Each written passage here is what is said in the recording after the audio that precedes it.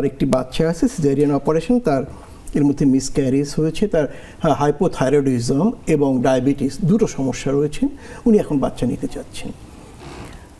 উনি বাচ্চা নিতে চাইলে অবশ্যই বাচ্চা নিতে পারেন, কিন্তু তার আগে তার ডায়াবেটিস কন্ট্রোল করতে হবে। ওনার যে মিসক্যারেজ হয়েছে তার কিন্তু অন্যতম কারণ অনিয়ন্ত্রিত ডায়াবেটিস, অথবা তার থাইরয়েডও হতে পারে। তো থাইরয়েডের সমস্যা, কিন্তু থাইরয়েডের যে থাইরক্সিন ট্যাবলেট সেটা যদি সে নিয়মিত খায় তাহলে পরে কিন্তু ওই যে ঘাটতিটা সেটা পূরণ হয়ে গেল, সেটা কিন্তু আর কোনো সমস্যা করবে না। আর ডায়াবেটিসের যেটা কথা, সেটা কিন্তু এমন নয় যে আমি আজকে ডায়াবেটিস কন্ট্রোল করলাম এবং আমার এটা কন্ট্রোল হয়ে গেছে, নিয়ন্ত্রণ হয়ে গেছে, তা কিন্তু না।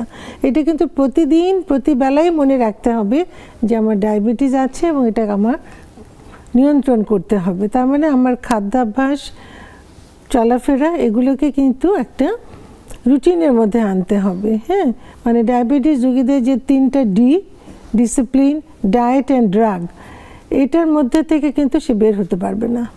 তাহলে তাকে গর্ভধারণ করার আগে থেকে ডায়াবেটিস নিয়ন্ত্রণ করতে হবে এবং এই নিয়ন্ত্রণটা তার পুরো মানে প্রেগনেন্সি পিরিয়ডে কিন্তু কন্টিনিউ করতে হবে।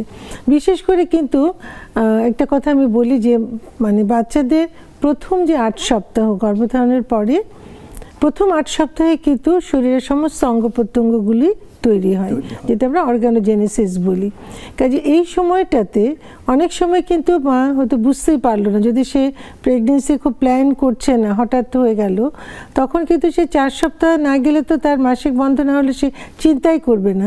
এই সময় যদি তার ডায়াবেটিস নিয়ন্ত্রণে না থাকে তাহলে কিন্তু জন্মগত ত্রুটি হতে পারে।